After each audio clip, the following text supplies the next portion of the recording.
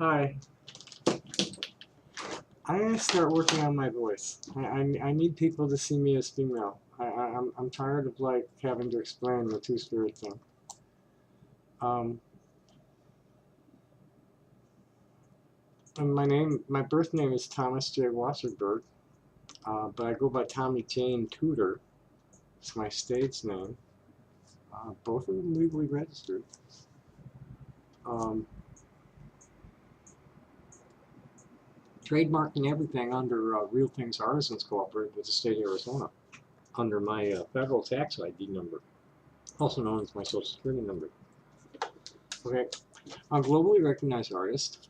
I call myself a multidisciplinary artist, and I'm actually a fisheries biologist. Is what I've studied for all my life from the time I was very small. My grandfather asked me what I wanted for Christmas one year, and I told him I wanted a fish tank, and he brought me a 5-gallon one.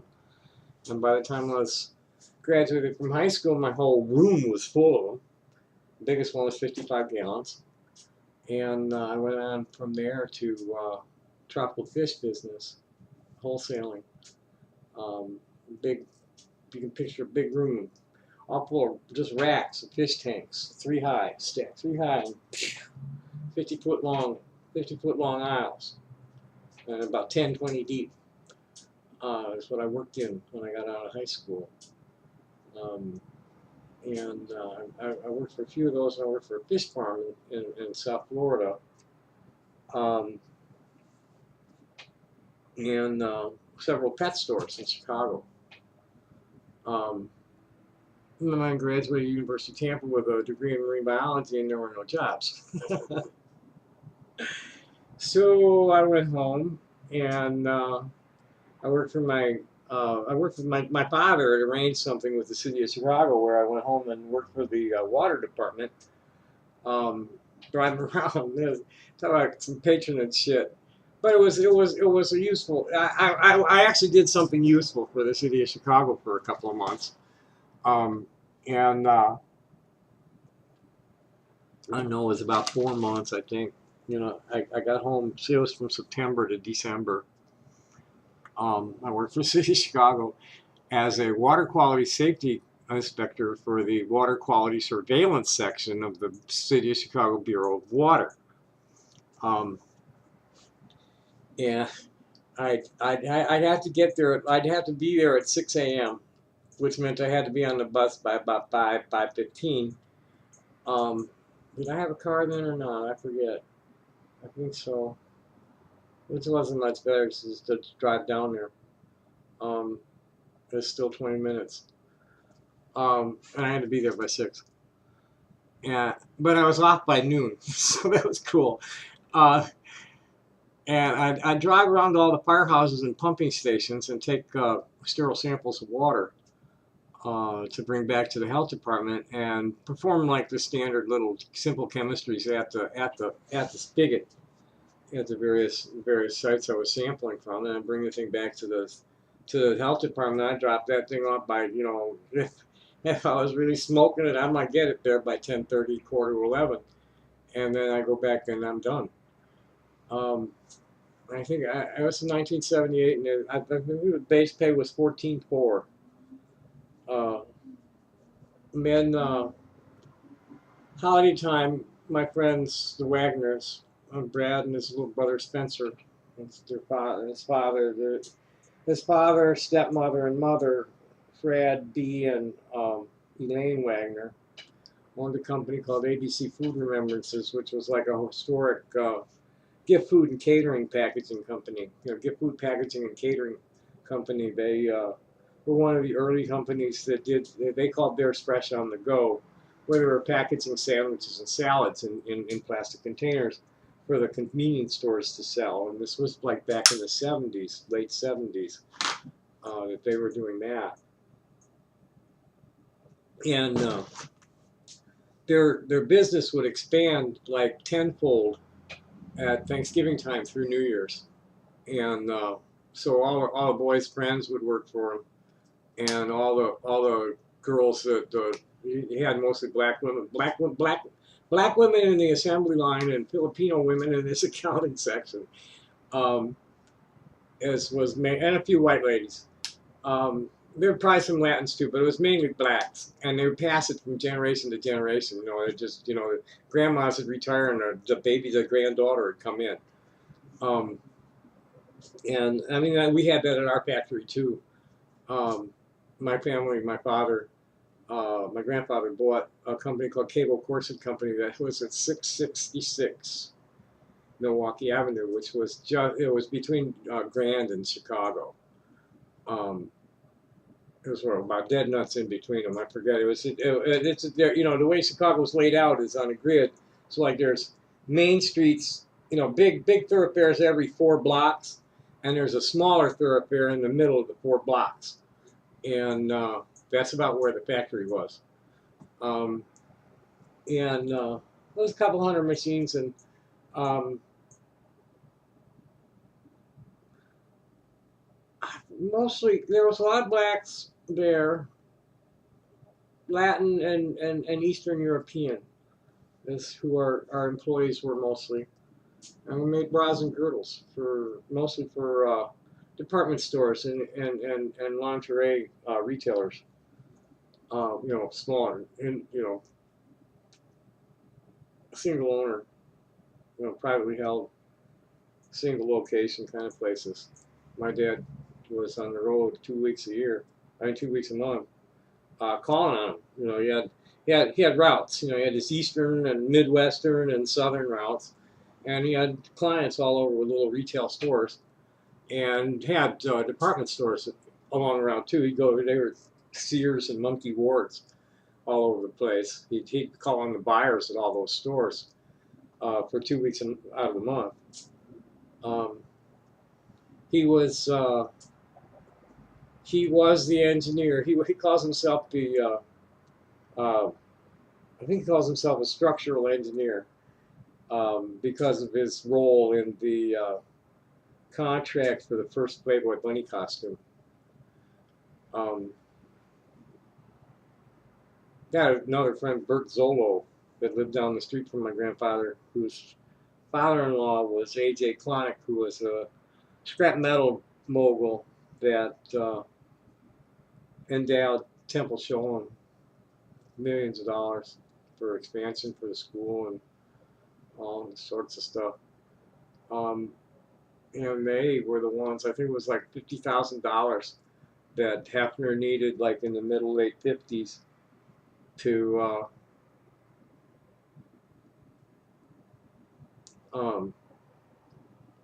publish the magazine. It was for the first magazine. That's what it was. Bert financed the first magazine, I think it was. I'm pretty sure that's what it was. And then they had these like get-togethers. I think it was either Tuesday or Wednesday nights, Dad was telling me, where they were just talking all kinds of long shit.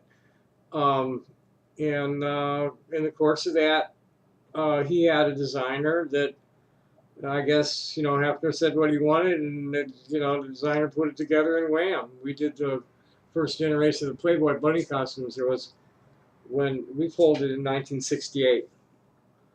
And I don't remember whether the account went with him to Blair or not. I'll have to ask him sometime if we ever get to talking about the past. Past is very difficult for my family because of the way I behaved in response to being forced to be male. But that's another story that I don't want to go into. I'm in a good mood tonight. I'm on a roll. It's only 9 minutes of it, and I'm in a real relaxed state of mind. And boy, what a bunch of fucking idiots. I cannot believe these people are just so depraved. I've never seen such depravity in my life as with this Kiwi farmers.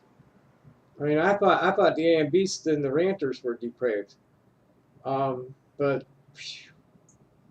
you know, and no, these are fucking criminals. These are cyber criminals. Like they're the people that do the mass mailings of spam for the advanced fee fraud letters, you know, like the Nigerian 419 scams. God only knows what these guys are up to. I have no idea. I've identified 2 companies that they're involved with, and one more that Josh Moon owns, and there's you know, the ranter's been shut down, and AMB ain't too far behind. I'm gonna take these people down. You know, it's like what it was. I wasn't online 15 minutes on January 21st, 1999, at about somewhere between 8 and 9 o'clock. I was on my partner's, my dear departed partner's compact with a Windows 95 system on it, and I was just downloading photos to see how many I could download at once before the connection crashed. And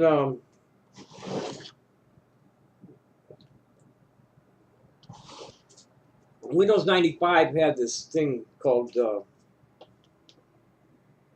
file manager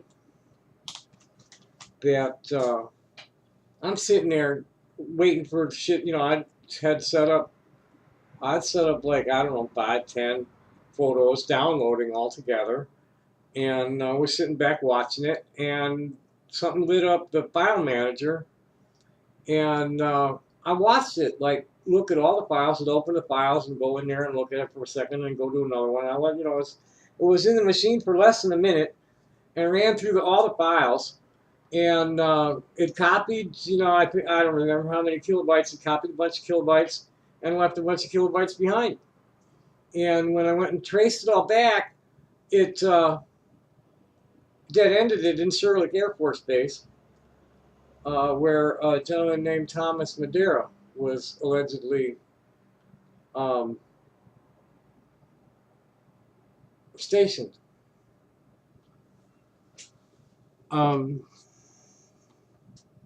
Oh boy, where do we go from here? That was the first break-in, and that was in Chicago. And you know, I got my own machine in April of that year, and the AMD 400 megahertz was, I think, 400 megabyte disk, and all USB. You know, I had a couple of USB ports and all sorts of happy shit. And Windows 98 Second Edition 2 days after it came out. If there's any old hands, you know, I don't claim to be anything more than a hardware integrator who has always been like way behind the cutting edge because I can't afford to stay on it. You know, I assemble this shit. I've been assembling this shit since I was a little kid. Give me the software, put it on, and run it. That's what I do. That's it. And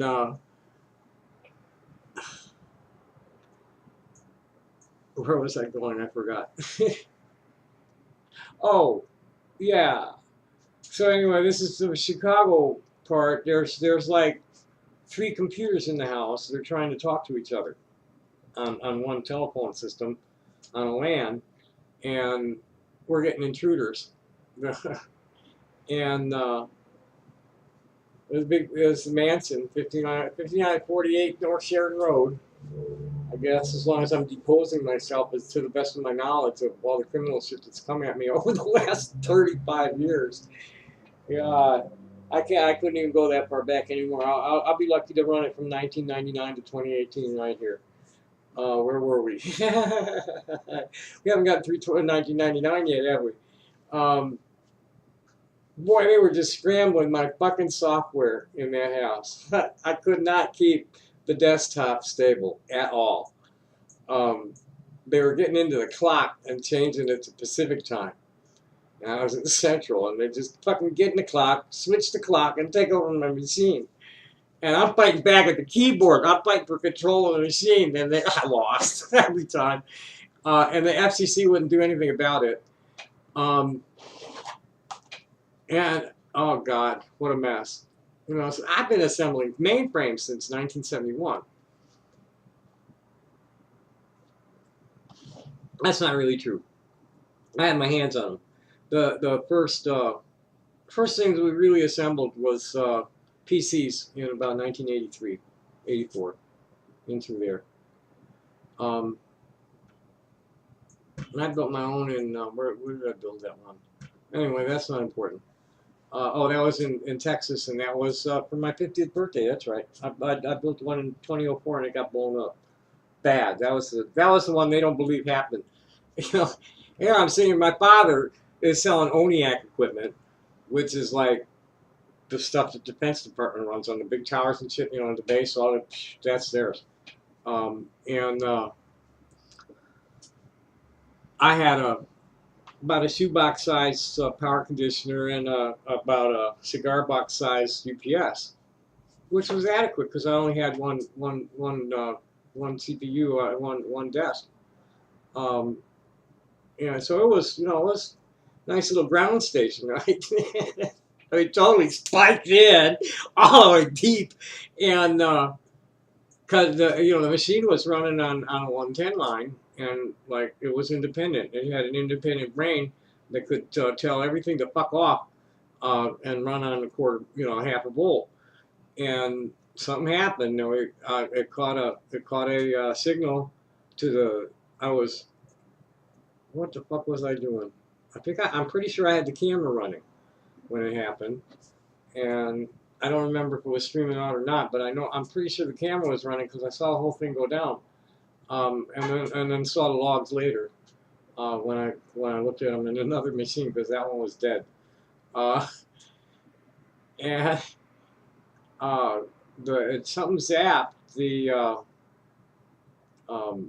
graphic controller on the main board, and somehow when the UPS had its own program to tell everything else what to do, and the power conditioner didn't need no program. If it just had to send something to the ground, it did.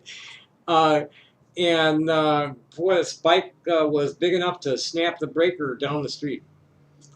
And these guys don't believe it happened, but it did.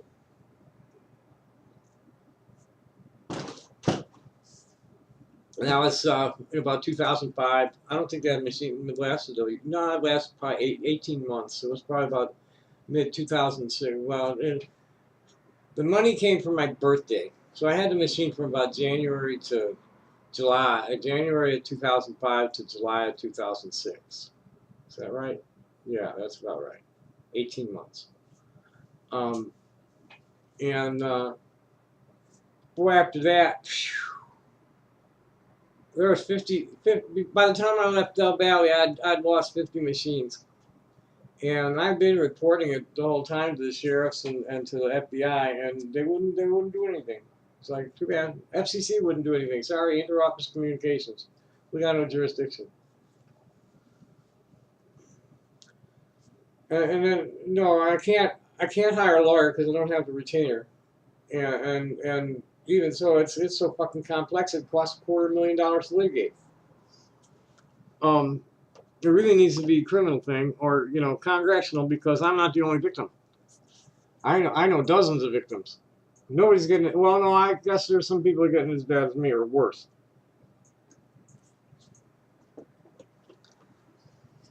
So anyway, that was from 1999 to 2010. And that was downtown Austin on Burton in a couple of different apartment buildings.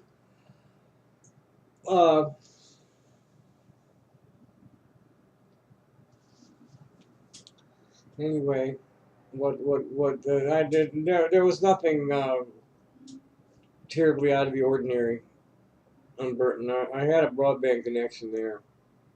I forget whether it was wireless or not. I think it was. I don't remember. Then it's been pretty uneventful here too. I pretty much got the Windows system tamed, and especially since I've gone wireless, you can't hardly get to the machine too easily wireless. So the intrusions haven't been so bad. But I don't want to. really even give them the oxygen or the bandwidth at this point, because they're inconsequential. I'm so grateful and feel so blessed to have so many people in my life right now, on the ground and online. Lovely people, very creative, talented, courageous people willing to speak the truth and keep it dignified, keep it respectful. You don't have to earn respect. You automatically get respect all the way till the time you're dismissed. No matter how stupid you get, you're getting respected as best I can. You got to earn trust. And I have internet friends that I've known for over 10 years. About 10 years. It's coming up about 10 years with about 4 of them. And then there's internet friends I have that I've actually known for 20 or 30 or more years that I've reconnected to online, like Jane Castner.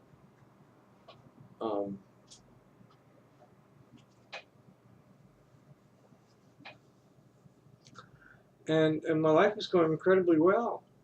I had a Jewish, transgender Jewish woman who looks to be in her like 45-ish range there in age. I forget where she was. Sent me a friend request, and I warned her about the kiwi farmer. She says, "That's okay. I've seen you for a while now." And she wanted to connect with me. And but then before we, oh boy, before we could, I couldn't. I got blocked, so I was cut off from her. And then I tried to log on with Eric's account, and they blocking that too. It's like, fuck you, we don't want you online. And they just fucked me around. It was for insulting a veteran with that's what started it. Was that I insulted a veteran who was being very insulting with the Kissinger military men are just dumb, stupid animals to be used for pawns and foreign policy, and I kind of added to, you volunteered, motherfucker. It's like, let me address a few points, talking points of the assholes. First of all, hobo. Hobos are a specific kind of person that do a specific thing, like ride trains, and have little encampments, and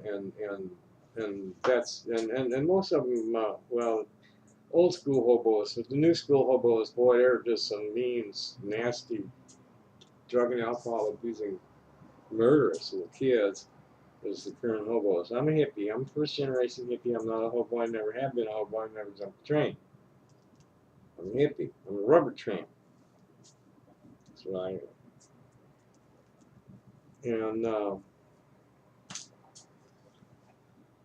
And now I'm a home bum. But I'm not a hobo. I'm a totally different animal.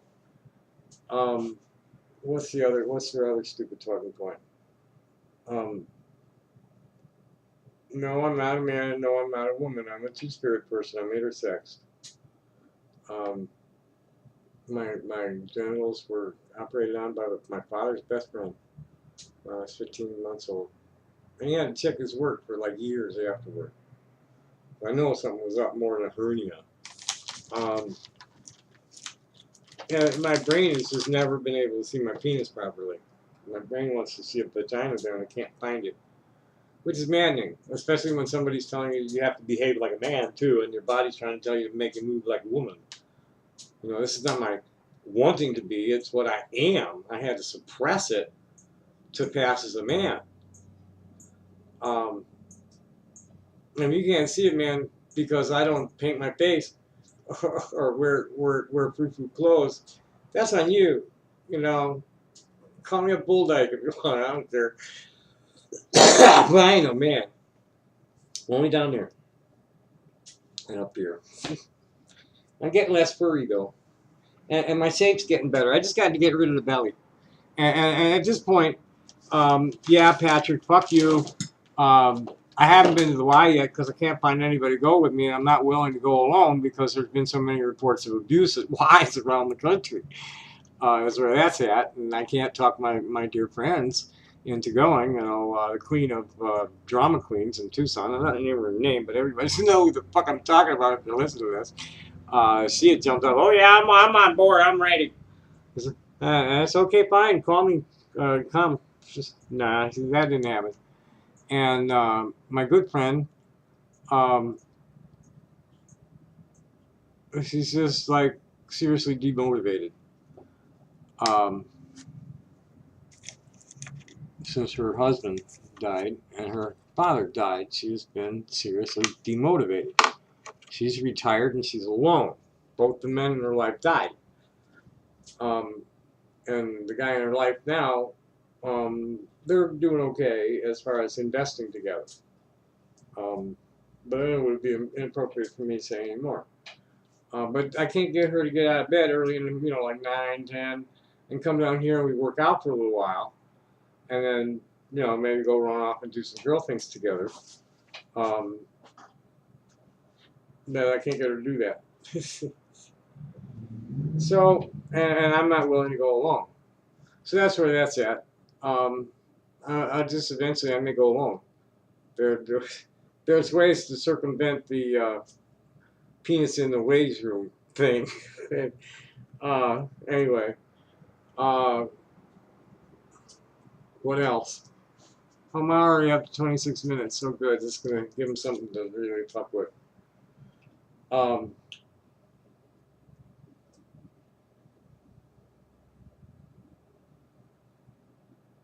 What else? I'm going to Wyoming in a couple of weeks to see if Eric and I can work.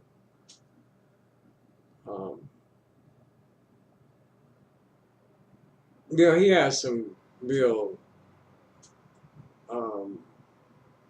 feminine aspects to his being that he acknowledges.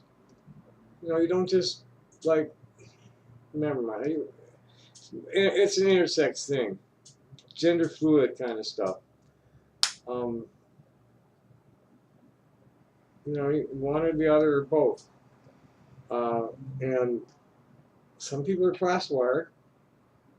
It's no big deal. Substantial portion of the population is androgynous. Because there's no such thing as a completely female brain or a male brain. There's like parts of it that are associated with specific things, gender specific things that they've identified. And they've identified a number of genes that are possibly associated with the transgender condition. Few gay genes they found, and all sorts of stuff. They've been looking for it for like 50 years. And they've been, it's been steadily increasing the knowledge since, going straight, the transgender tipping point that I saw was the Coy Mathis ruling in 2013 was the tipping point where a little kindergarten girl in Colorado, her parents sued successfully against the school system to let her use the girls' room. And that was the tipping point. Here's a kindergartner. Here's a transgender kindergartner using ladies' room by law. And that just totally oh my God, the Christian extremists and the TERFs and them are getting together and just totally trying to eradicate transgender people. They don't want to have to share their public space with us. And what the fuck is wrong with that?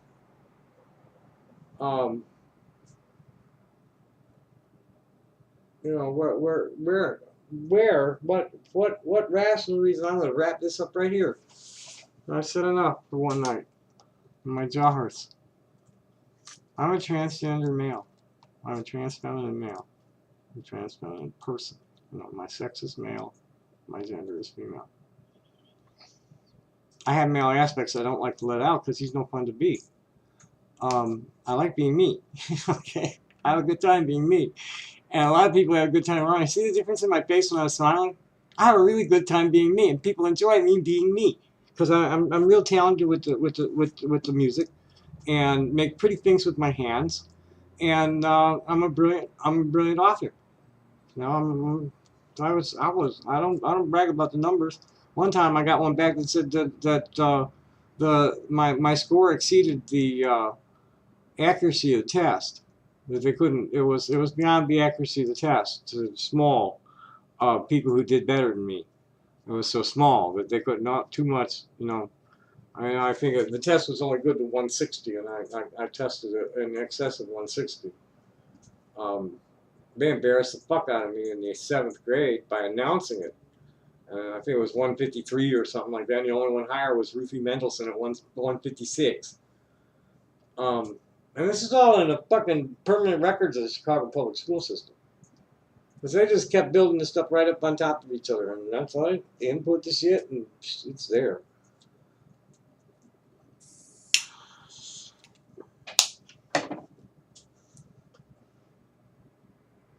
I was going to wrap this up, wasn't I? Oh, yeah, that's what I wanted to wrap it up on. This. So, like, fears, first off, transgender people have always existed. And we've been stigmatized, and we've been lionized. Just different populations, different societies treated us different ways. There's some fascinating histories that I've put links in the transgender science group about transgender history. And here we are in a very heady time where there's chemicals in the environment causing people to be trans.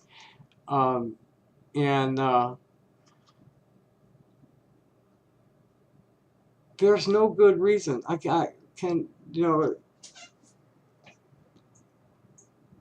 why do humans stigmatize LGBT people? Why do cisgender heterosexuals stigmatize queers? Well, it's self-hate. It's denial of their own self-loathing projected out on the queers. Because the queers' existence gives them fits of cognitive dissonance, causes them to doubt their own reality. I'm having one of these coherent moments John Trudell used to talk about. There's no good reason for it, people. People are what they are. People should learn to introduce themselves as how they identify. You know, hi, I'm Tommy Jane, and I'm intersexed, but I prefer female pronouns because my male self isn't any fun. And I'm heterosexual in a relationship with a transgender man. People just should learn to. I mean, you don't always have to go to the sexual preferences, but people should always how they identify. You know, what kind of queer are you? Because like everybody's queer. You know, cishet, that's queer, and they're not in the majority. I mean, they won't be in the majority for long, because like half the kids are already saying they're queer. So, of course, you know, it's all up and down. The universe breathes, and we're on a wave where, as people learn about the various kinds of transgender people, or gender nonconforming, or you know, there's all sorts of argument that erasure. It's like you have people born with physical anomalies. They do not have what a typical, you know, we don't want to call it normal or abnormal. Typical is good, because then you can use things like sport, you know, or dominant and recessive traits. It's not normal or abnormal. Dominant or recessive is probably the best, because they're identifying the genes. That's what they're after. Cishet is the dominant, and then there's this whole spectrum of recessive things that can pop up. It's the best way to look at it. And there's nothing normal or abnormal about any of it. It's just the way genetics works. And you have to be some kind of a mean, stupid motherfucker to think somebody looks like something that you think they look like, and they're saying, no, we're not, we're this, to carry on and call them by names that they don't want to be called with because it's on the contract. You know, what's a fucking birth certificate? It's a fucking contract selling your soul to the fucking government. Boy, that one rang. Woo! Hello. Yeah, it's oh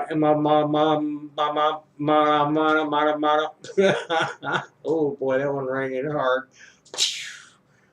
It's a contract. Mine was signed in 1954. So it's like there's all this documentation that the system should puke out. I'm in demand. You know, they signed a contract. I'm a target. You know, they could see that I was an exceptional child and have tracked me all my life. The fucking contract is all it is with the government. And I'm Tommy Jane Tudor, and I'm a two-spirit person, but I prefer not to go to the male thing. I'm a little bit butch, and I'm in a relationship with a trans man. I'm a multidisciplinary artist. I play music, and I cut stone. That's not one I cut. What is the one I cut? There it is. Here's one of the first stones I cut. It's a lapis lazuli heart wrapped in sterling silver that I wear, and I write, and I sing and dance and get stupid in front of a video camera. 36 minutes of stupid here. So anyway, how can we summarize all this? I am a targeted individual that's been harassed persistently since January 21st, 1999, at about between 8 and 9 o'clock, to the best of my knowledge, on or about. I probably have to redo this a little shorter. This was the ramble. So 7%, and I'm distilled down another down to 0.7% of 7%. And again, I just feel so blessed to have Eric and Ariana and Ginny and a whole mess of other people, Jenny. And I just want to cut it there because these are the people that hold me when I'm hurting.